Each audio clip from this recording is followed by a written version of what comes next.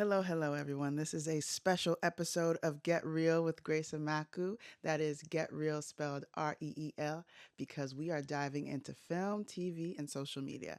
So, we're going to be focusing on Jordan Peele's new movie, Him, which was actually created by Justin Tipping, written by Zach Akers and Skip Bronke, and produced by Jordan Peele under his Monkey Paw production. So, Him is a new sports horror movie. Yeah. It's coming out September 19th. I am so excited, but I'm also scared. I'm serious because I'm not big on horror movies. Yes, because yeah, for me it's helping for spiritual warfare. Yeah. I get in the movie theater, I start speaking in tongues. I say, "God, get out of here, evil spirits." So, Tyreek, you played the young, hot quarterback in the film, and this is your first starring role, right? Yeah. Yeah. Oh, that's crazy. I just want to say I'm so sorry I couldn't play your love interest. I had things in London, so I couldn't do it. Yeah. Big up. In it. Didn't you audition and not get the part? That's crazy. That's crazy. You put my business out there? You cussed out the director. No, that's not true No, because listen. it wasn't. In my language there are things that you can say that you can say. Yeah, that's different. That's. I'm gonna need you to be the love interest of my next film. Oh. Oh my God. Okay. You get me. Jordan Peele, you heard that? Yeah. That's crazy. Yeah. Julia, you played the gorgeous, talented influencer in the film, and you are super relatable on TikTok. I just want to know, what is your #1 beauty product? Drugstore, though, because we in a pandemic. Ain't nobody got no money right now. This is really tough, but I would have to say probably just my Cetaphil cleansing Cetaphil oil, cleansing and it's oil. only $12, and it's Oh. honestly, I swear by it. It has saved me. What are you doing? Oh, y'all didn't get the emergency message? That's crazy. That's No, crazy. she's buying it. See, that's why product. you can't got the wait. part, because you got long limbs. You can see other things that people can't see. Hot. Crazy. But look, Okay, hey, well, I anyway, don't blame back you. to what I was saying. Yeah. It's done wonders for my skin. And I will say, your skin is amazing. Period. Thank you. In my defense. Okay, I just wanted to point out, so you were a YouTuber and you're now an actor. Yeah. You were a YouTuber? Yeah. Exposing me. The front Look. door. Yeah. We have to. I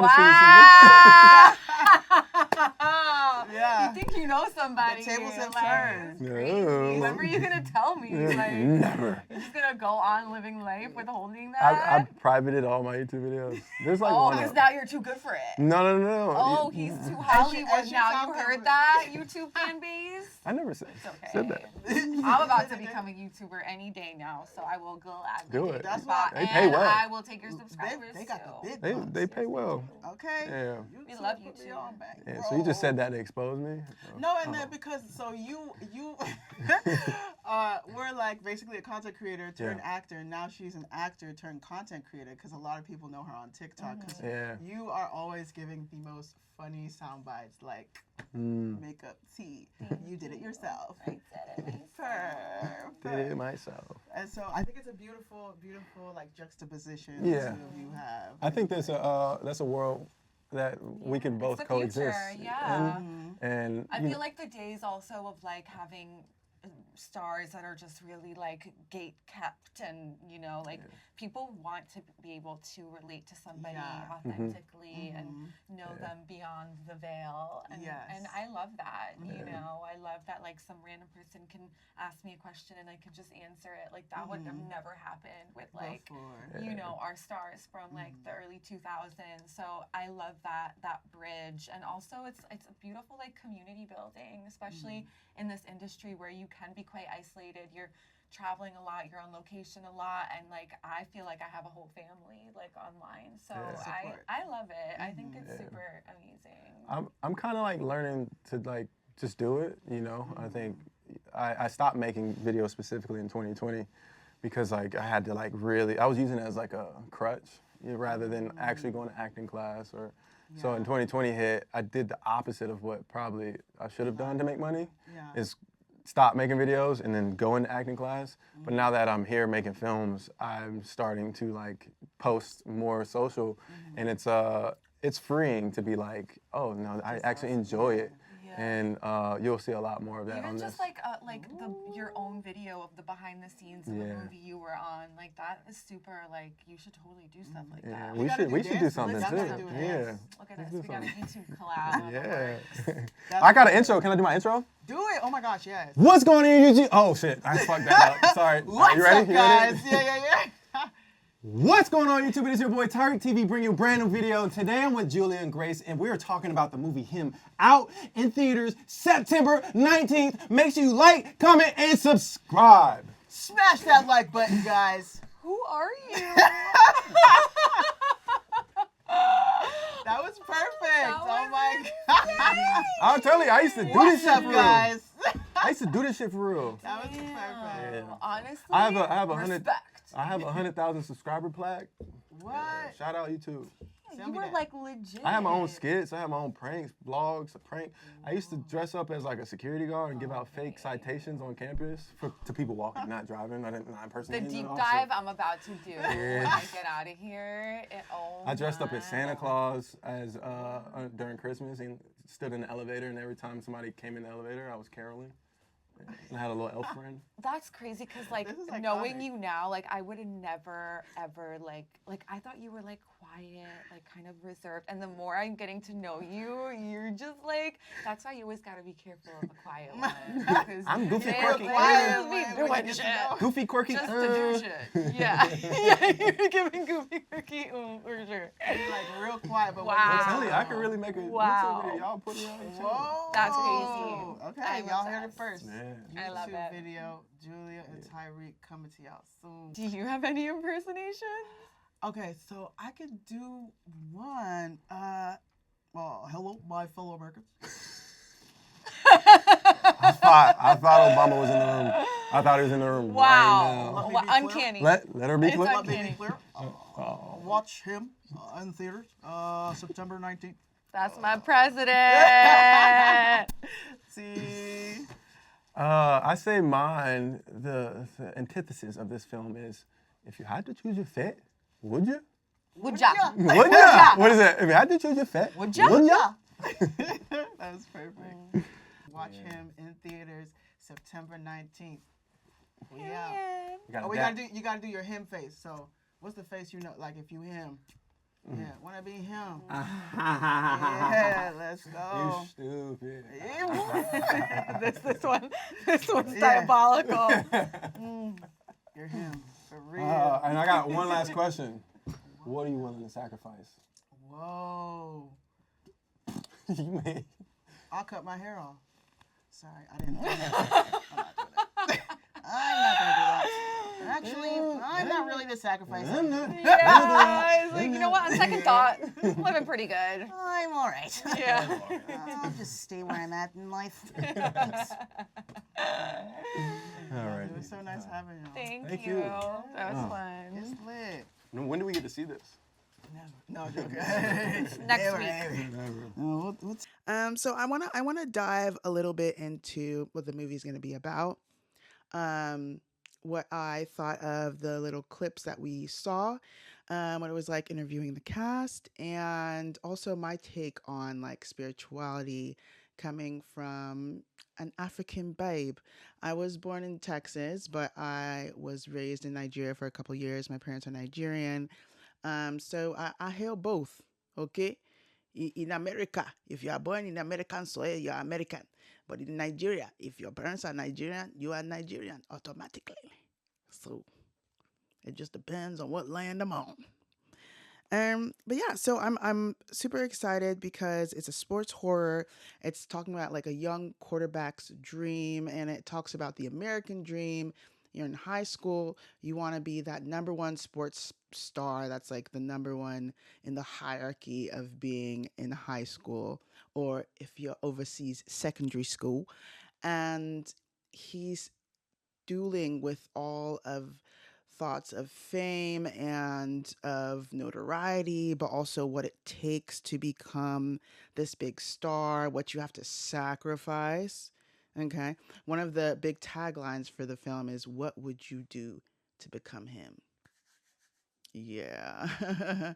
Which, when I was interviewing part of the cast, they talk to me about. And yeah, Tyriq is hilarious, and I'm so excited for him because this is his first film where he is the breakout star of the film. He is the number one star, and he's been in films before, like um, I Know What You Did Last Summer, which is an amazing set of movies that has a big fan base. But this is his first breakout film, so I'm so excited for him.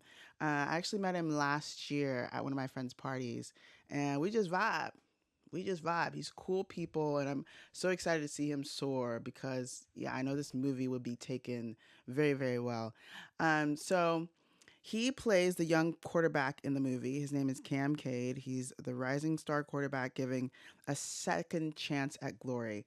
And that's my super sweet puppy, Chin Chin. If you ever hear him chime in, he loves film and TV as well. I actually make him watch Sailor Moon with me when we're at home.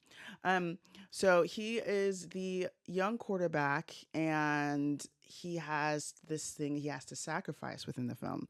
And they also have Elsie White, who is played by Julia Fox, who I also got to interview. And I love how she plays a character who is an influencer because she was an actor turned influencer now. She's always known for her funny bits on social media. And she plays Isaiah's wife, who Isaiah is Marlon Wayans, and he is the legendary quarterback mentor whose motives and methods grow increasingly disturbing. So, people are saying this is a parallel between Hollywood and like, what would you do for fame? What are you gonna do to be on top? You want to be on top, top model? Na na na na na. Okay, what are you gonna be on top? So they're saying that the juxtaposition of like film, TV, and now with sports and fame. And I think it's gonna be such a beautiful movie because this is something that me as an African I see like things not only on like a physical visceral level but also on a deeper spiritual level, and like the power of like putting things into fruition, really calling out things. Like we say, there's really power in your words, like power in naming things. And if you don't stand for something, when the fame comes, you'll fall for everything. And so I like to bring up that theme of spirituality because I saw before in the movie Sinners, which is Ryan Coogler's movie that he did with Michael B. Jordan, which was also a hit this year. They had The Masquerade. And so, a masquerade in Nigeria is this tall figure, and it has straw covered from head to toe. And it's comes into the village and it's used for like rituals. And if you ever see the masquerade and you're in the bush at night, you should run. You don't go towards the masquerade. It's not something you play with. And so I saw that in Sinners, and now I'm seeing it again in Jordan Peele's new movie. When I saw they were doing little clips, and they had it was, I'm not gonna lie, the creative direction was pretty cool, but it was like a tinsel version. So like think of the pom poms that cheerleaders, yeah, yeah. So they had a tinsel of a masquerade, and dope creative direction. But for me, I said, ha hoo hey hey hoo hey. Me, I'm scared. I'm a little scared. Let me pray over myself. And even when they had the day of like promoting the film, they had like the double stars, they had horns everywhere. And I said, you know what? I'm going to have to delve into this because I know that a lot of American audiences being exposed to spirituality, they see it as like a culture thing versus whether or not it's like good or bad. Like it's not, they're like, just because it's someone else's culture doesn't mean it's bad. But from my perspective as someone that is within that culture, and we have been taught to flee from these things and not glorify them, but like see them for the downfall that they are, we don't play with them. And so I see American film getting closer and closer to playing and glorifying a lot of these spirituality, dark magic, witch doctor energy. Um, and so within the film, as it has that theme, I like to like let my American friends know, like, if you are going to watch a film that is quote unquote demonic, this is how I personally discern if it's something I should watch. It is if the dark magic, if that like witch doctor in the end is winning, because from our culture we know that there is a sacrifice, just as the movie says. What will you sacrifice for fame? What will you sacrifice to be the quarterback, to win everything, be a millionaire, get the trophy wife, have the trophies, get the rings? It's all there. And so if a film has those witch doctors, but they are glorifying it and saying like there's no issue in it, there's no downfall to it, I said that's teaching the wrong thing. That's not what you should teach at all. And so because when I was in school in Nigeria, I think I was like 14. I was in middle school. I was there for a couple years, and I remember the women in charge of the hostel. We were living in a hostel. It was like an all girls hostel, so it was like many bunk beds, and they would tell us you shouldn't go certain places at night because that's where people like to do incantations to get past in school, and if you get caught up in that, then you will get hurt. Whether it's your health, whether it's like your mental, like people have gone like into spaces where like they need psychiatric help from it. The physically, um I remember one of my family members had stepped on some, we call it juju, the black magic, we call it juju. It was a jar filled with things that had juju done onto them, and their leg broke just from stepping on it because someone set it there for them to break their leg.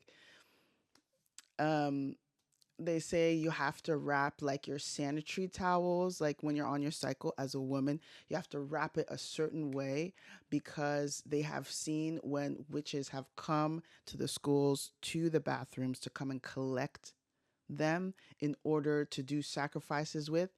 And now those women, those girls, can no longer have children because you have to sacrifice in order to get, you have to sacrifice, and you don't want to expose yourself to that. And I was actually talking to my mom about this because I was like, I want to make a podcast episode about it, and she was like, are you sure? Are you sure you want to do that? Because you're going to make them mad. And by them, she means like the evil spirits. I said, me, I serve a living God. So, no, I'm not scared. I only fear the Lord. And that's how much we don't play with it. Like we don't even talk about it. So like even to put it in movies is something that does not happen. So like I've noticed in first world countries, the spirituality is, I don't know if it's the buildings, if it's the pollution, or something's in the water, something's in the air, but it's just, you're just not exposed to like spirits as much as how easily it is back home in third world countries. And yeah, and so when I see my American friends playing with it, I say, hey, ah, and they're like laughing because they think I'm joking, but I'm like, no, this is, I'm actually worried for you. Like I don't want anything bad to happen to you. So let's not delve into those things that we shouldn't, or just be very very aware. Like if you're exposed, even like how people say, oh, I don't like being around bad energy. It's the same vibe. It's the same exact vibe. Like you don't want to expose yourself to something and that you don't even know that you're exposing yourself to. That being said, I am going to watch the movie because from what I saw, it's showing that it's like a downfall of sacrificing yourself in order to get fame.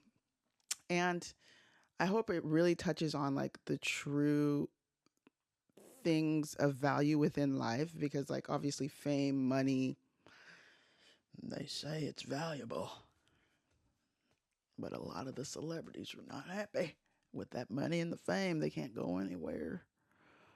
They're always, it's like they're in a glass cage. Um Lots of money in it, but it's they don't have the privacy. Like privacy to me is a luxury. Um Having friends that are not just there to people please and mooch off of you, that's a luxury. That's a luxury, okay? Because a friend will tell you how it is when it is. You'll get better from having friends that won't just tell you, "Oh yeah, you're fine, you're fine, you're fine," when you're not fine, and then you get worse and worse and worse, and then where's your friends? They've already taken what they wanted to take. So yeah, that is part of the things you sacrifice with fame. But yeah, that was my spiel on African spirituality, especially going into spooky season. Ooh, October. Tamiongur. Okay, October's coming up. Horror season's coming up. Make sure to stay vigilant and make sure to have discernment. All right. Um. So the creative angle and production notes here. Justin Tipping previous work kicks Dear White People. I know everyone knows Dear White People, yes. And how his storytelling style is like blended with social commentary and genre tension. He really was able to encapsulate the tension of like being in high school. Because, okay, for me, my high school, I don't know if it's because right when I came into high school is when I came back from Nigeria. But for me, high school wasn't a big deal. And I know for a lot of people, it was a big deal. Okay. I know people that are like, yeah, man, I remember when I was a senior. I remember when I was a sophomore. I remember when I was a freshman. I did this and that. I don't remember anything. I don't remember high school. Honestly, my biggest, which anyone would remember this if it happened to them in high school. I like won prom, like funniest person, and I was like, "You guys know me?" Like I didn't know people knew me for real. Yep, that's about it. Prom, homecoming. I mean, yeah, I kind of just put those together. I wore like short pixie cut wig because Rihanna had a pixie cut wig, so I was like, I'm gonna wear that. I'm gonna rock that. Want you to make me feel like I'm the only girl in the world. And yeah, I just ended up looking like an auntie. But I enjoyed myself. I've always kind of just been different. I'm just quirky like that. Okay. Um but he really encapsulates that like teenage angst that I never understood, and now I'm understanding it through the movie. So I like that. And the shots are so gorgeous. They're so luxurious. I was looking at this movie. I said, "Hey, it's lit." Like I felt like I was in the club. Like just even Marlon Wayans' house, like T T. Um, so Jordan Peele's producer role of this. So I know a lot of people think that Jordan Peele created it. It was Justin Tipping that created it, and Jordan Peele that produced it under Monkey Paw. And I love how he really is curating this collection of very niche horror. And I know A24 was known for it, but now Jordan Peele is really, really owning that field of like niche horror.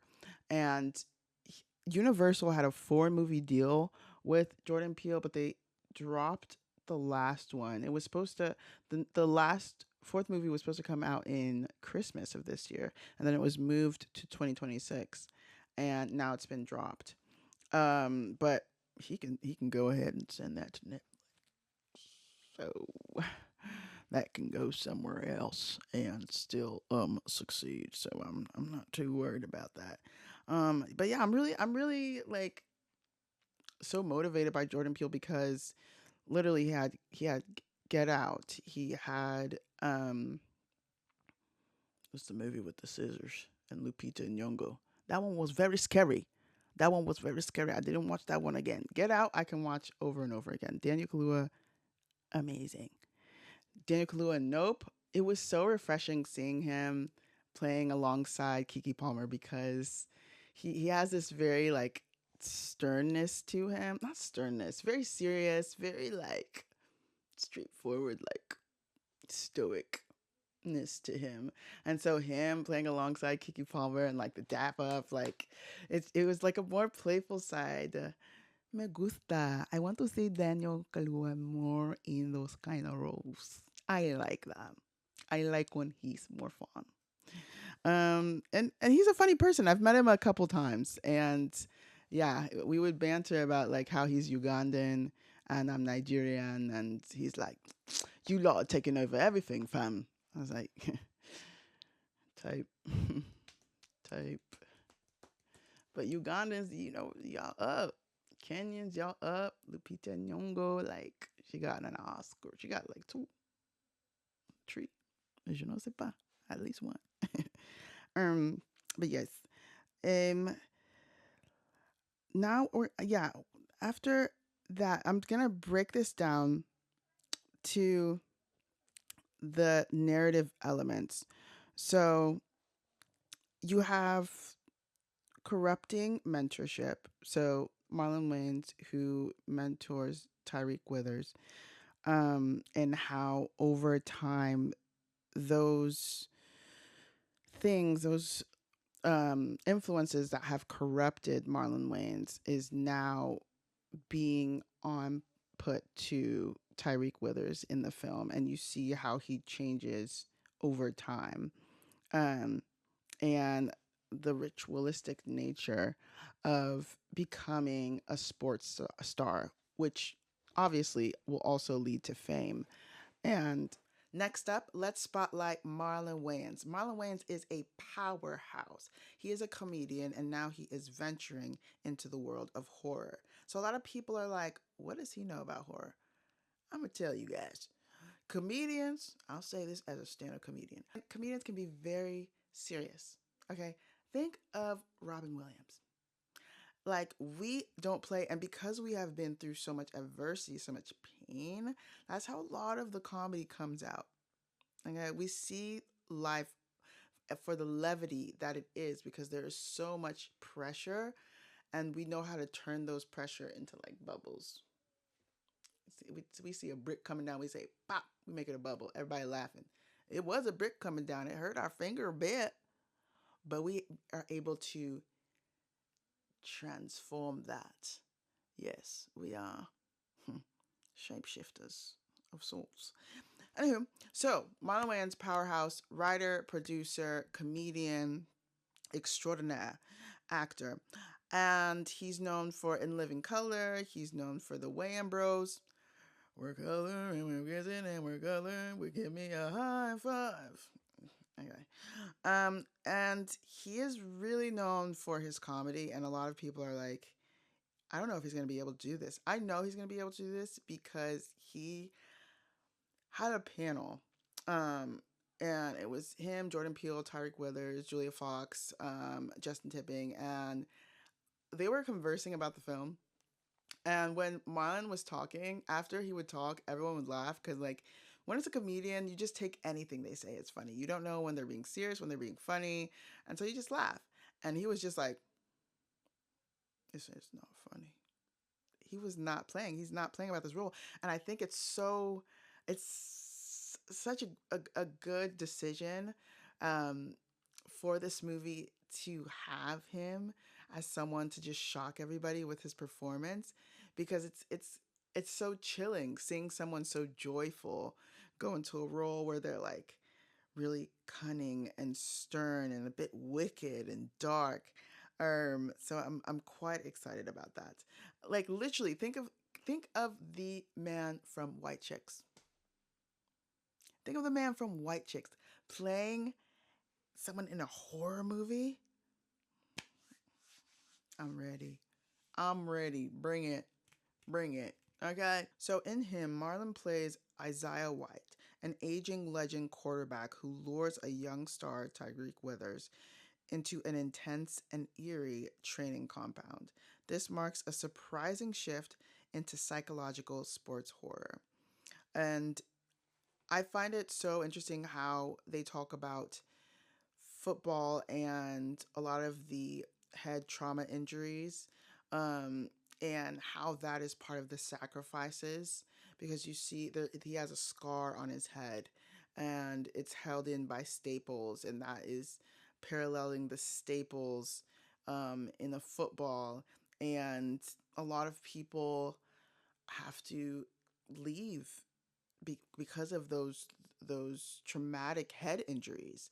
I remember learning about them in nursing school, and about how it's just so underrepresented in the media because everyone just glorifies the sport, and it's giving a bit like barbaric. It's giving a bit like Spartan, like when they're in the dome and they're trying to kill each other for sport. It's giving that. It's giving. What would you sacrifice for fame? Even back then, it's history repeats itself with football. Um, and so after decades of this like comedic dominance he had, this role positions him in a center of tension and supernatural intrigue, aligning with Jordan Peele's style of horror. And so as he's going into this role, I just imagine him going into a new space that the Wayans Bros have not gone in before, because his family is known as a comedic family. Um, I remember watching Mr. Payne. Is Mr. Payne? Um, that like is my dad's favorite movie because he is very, very strict. Very, very, very strict Nigerian man. And so he would play the movie for us so he can see, hey guys, see, I'm not the only strict one. I'm not the only strict one. It's one of his favorite movies. I says, that's your favorite movie. Hilarious, hilarious. Um, and so within his family, all of his family members are known for being comedians. And he's like, this movie, I want y'all to know that even though my family's known for this, even though I'm known for this, I'm venturing out into a new space, and y'all better respect it. And that is something as a comedian that I wish other comedians would do as well, because it really feeds all parts of themselves. Like, yes, comedy, if that's your first love, run towards it. But as someone who performs for audiences, having that different avenue makes you such a well-rounded person and such a really cool multi-hyphenate. So you see a lot of actors turn comedians and a lot of comedians turned actors, but more comedian turned actors, I would say. Like, so of course, Robin Williams, Eddie Murphy, who as well is working on a new movie for Shrek. It's gonna have a donkey movie. Donkey! Um, that's comedic as well. But he just played a very serious role in the movie with Kiki Palmer, um, Money Heist movie. He very he was very straightforward, and you know, you see a comedian, you're like, oh, this is funny, but no, he's just a funny individual, but he's still playing a serious role. So a lot of times you were not hearing a lot of laughter when he was talking. They were like, I wish we had more from him. That's because they always want comedians to be running around, jumping around. Oh, look at me, look at me, look at me dance. Hey ho, hello. Yeah, we doing the same thing y'all do. Hello. I love it. So last but not least, okay, we're coming to an end soon. I want to shed light on Julia Fox. So Julia Fox plays Marlon Wayans' wife in the film, and she is the perfect person to play this because she plays an influencer. And of course, she's known on social media for all of her unhinged takes on fashion, beauty. She even had a fashion line at one point. She was born in Milan, Italy. What? Milan Fashion Week. What are we talking about? Raised in New York for a couple years. And she's very open and authentic, like influencers are. Like, she's very open about, like, how she grew up from a family that didn't have much, and now she's living in an apartment that looks like an apartment you and me would have. Like, it just has everything everywhere. It has her kids, her son's stuff everywhere.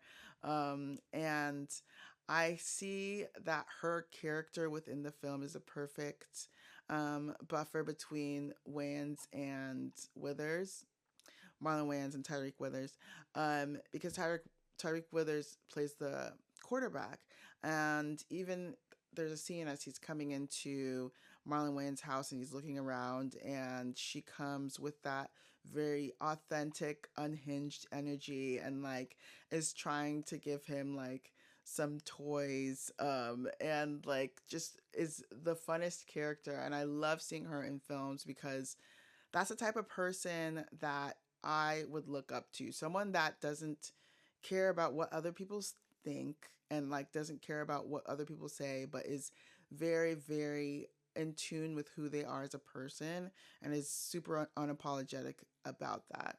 Um, so Julia Fox is known for her role in Uncut Gems, and even how she says Uncut Gems is very, very popular. And within that film, she played like more of the femme fatale in a way. And after that film, she was like, I don't want to be sexualized like that anymore. And yes, this was a breakout role for me. But after that, she really went into her alternative, like grunge fashion. And she completely switched her audience over to like a male centered audience to a female centered audience. And that is something that not a lot of people are able to rebrand to do. But I love that, even because, like, after you reach one a semblance of fame, like you want to continue that formula, continue playing that role, in order, like, think of like a Sydney Sweeney, like continue playing that like super girly femme role, like male gaze role. And she was like, no, no me gusta, I don't like it. And she immediately switched over. She did her like dark makeup. um she did her bleached eyebrows. Men hate bleached eyebrows. I love that Julia Fox did it. Now as women, like, we're always looking for ways to like push men away. Um, for example, like wearing a lot of makeup. But yeah, honestly, bleached eyebrows. That'll get them. That'll get them running. Some of them now they are coming. They like it. Nothing can stop them. Her, but yeah, she started the bleach eyebrow trend. I remember there was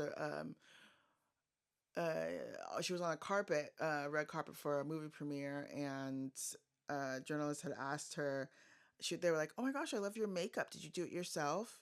That is an underhanded compliment. Did you do it yourself? And she was like, "Yeah, yeah, I did it myself. Yeah, I did." And she owned it, and it literally became a sound blurb. Like everybody says it because she is so authentic. She's so herself, and that in the film is going to be such a beautiful addition to the whole cast, to the whole ensemble. Um, so I'm really excited to see how her character progresses throughout the film. Um, I know at times it was giving like, did she want the quarterback? From what I saw, I was like, did she want him? What's going on here? Interesting. It's giving MILF. Uh, let's see. Let's see. But yes, before acting, she was known for a knitwear line called Frank Zika Fox. And she was also known as being Kanye's muse for a very long time. And she really embodies like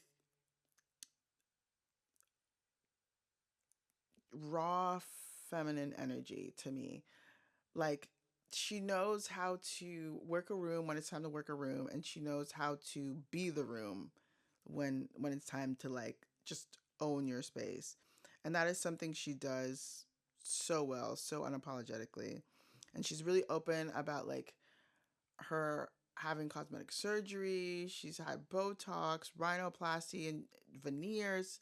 She loves talking about it. She's like, you can really look at like how she acts, her personality, her character, and be like, that's me. I'll be doing that.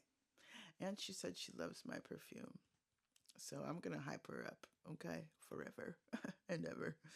In my opinion, him is not just a sports story, it's a cautionary tale about power, mentorship, and honestly, what can go wrong if you want something, if you have too much ambition for something and you don't have a stopping point of like what's too far. And Justin Tipping was not playing when he made this film. It's like Friday Night Lights and Friday Night at Freddy's. It's scary football. It's scary. Seeing Marlon Wayans go into a darker role, like spooky, oh my gosh, is so exciting for me because that's when you really see that shift from a comedian to a real actor that does not play, like playing a very serious role. Think like Robin Williams in Good Will Hunting, which is one of my favorite movies. Like that performance, hey, I'm ready to see another one. I'm sat September 19th, I'm sat. Okay. And Julia Fox brings this like chaotic it girl energy, and it makes you think, okay, is she gonna be the voice of reason, or is she just gonna add to the chaotic energy? I don't know. Anyways, I'm just here for her looks. I know she gonna kill it. She a fashion icon. Period. Anyway, so what do you think? Is him gonna be just a chill sports movie, horror movie, or is it going to be straight up scary and borderline demonic? I don't know. I've had heard mixed reviews. Anyways, I would love to hear your review and what you think even before the movie drops, because it's going to drop before the movie drops. So let me know in the comments, and thank you so much for tuning in to Get Real with Grace Amaku. Ciao.